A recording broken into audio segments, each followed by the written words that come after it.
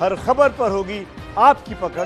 Download कीजिए ABP live app. Burari में इस वक्त किसानों के बीच अलका लांबा पहुंची हैं, उनसे बात करते हैं। अलका जी, आप भी किसानों के बीच पहुंची हैं, क्या कहना चाहेंगी? देखिए, पहले दिन से जिस दिन से ये कानून, काला कानून जून में अध्यादेश चोर दरवाजे से लाकर थोप दिया गया, फिर लोकसभा में चर्चा, वोटिंग नहीं हुई और उसके बाद कांग्रेस ने अपना स्टैंड राजनीतिक तौर पर साफ कर दिया। जब राहुल गांधी जी पंजाब पहुंचे, हरियाणा ट्रैक्टर रैली की, जनसभाएं की, किसानों के साथ संवाद करके साफ कर दिया कि कांग्रेस का राजनीतिक स्टैंड इस काले कानून के बिल्कुल हम खिलाफ है और हमारी सत्ता आएगी तो हम इनको खत्म ही कर देंगे। बिल्कुल नहीं होगा।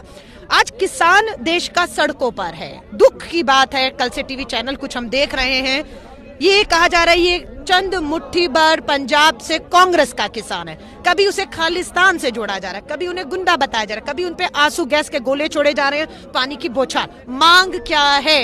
एक लाइन, न्यूनतम समर्थन मूल्य को लिखित तौर से कानून में शामिल कर लिया जाए ताकि आने वाले समय में जिन पूंजीपतियों के लिए आपने ये कानून लाए हैं, या अब तो बैंकिंग में भी लाइसेंस मिलने वाला है इन पूंजीपतियों को, तो उनके लिए आप जब कर रहे हैं तो ये अन्याय हमारे किसानों के साथ। 2 एकड़ की जमीन है 60 से 65% किसानों के पास, वो इन पूंजीपतियों से लड़ेगा।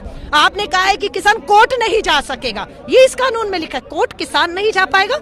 किसान डीएम के पास अपील करेगा, लेकिन किसान 30 दिन के अंदर अपील कर ले, 31वें दिन उसकी अधिकार छीन लेगा, लेकिन पूंजीपति 60 दिन भी अपील करे। जो किसान यहाँ पर है वो कह रहे हैं कि हमें बुराड़ी में यहाँ पे प्रोटेस्ट नहीं करना, वो कहीं और जाना चाहते हैं, उसके बारे में क्या कहना चाहिए? नहीं, वो साफ कर चुके हैं।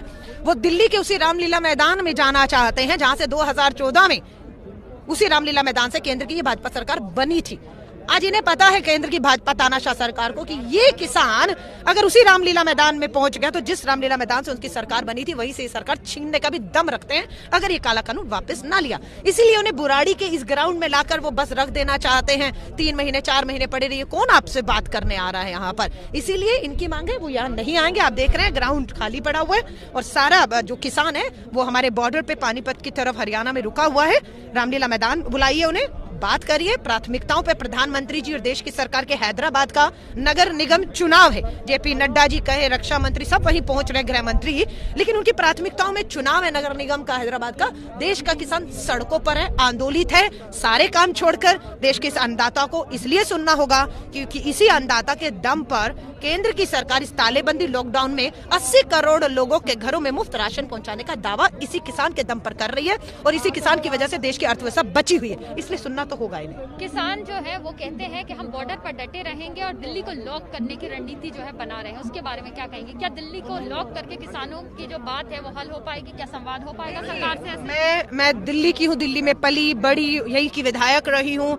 दिल्ली को हो सकता है कि ये सब बॉर्डर सील करने से परेशानियां आने वाले समय में हो जाए, लेकिन एक दिल्ली की होने के नाते हम सब परेशानियों को झेलने के लिए पूरी तरह से दिल्ली तैयार है। दिल्ली का पूरा समर्थन, दिल्ली कांग्रेस की बात को सबका पूरी तरह से किसानों के साथ है। अगर किसान त्रसित है, घर बार छोड़ के सड़कों पर है, तो हमें भी अगर उठानी पड़ जाए परेशानी उस किसान के लिए जो हमारा पेट पालता है, तो हमें कुछ दिक्कत नहीं है, हम किसानों के साथ खड़े। बहुत शुक्रिया हमसे बात करने के लिए। तो आपने सुना किस तरह से कांग्रेस से अलका लांबा ने कहा कि किसानों के लिए अगर थोड़ी सी परेशानी भी झेलनी पड़ जाए तो हम झेलने के लिए तैयार है। कैमरा पर्सन अविश पांडे के साथ मध्य एबीपी न्यूज दिल्ली।